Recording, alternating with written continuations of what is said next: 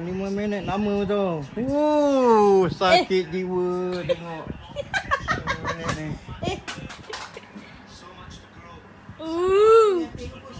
Ya. Yelah. 5 minit lama tu. Ya, ulang-ulang.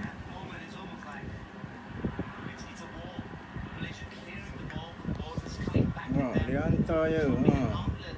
3 orang tu apa nak jadi? Nampak? Gol juga kan gol. Penalti.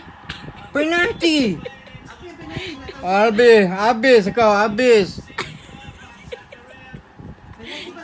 Tak tahu. Tengok ni, Pak. Pegang tangan. Bodoh betul lah bodoh. Bodoh sangat.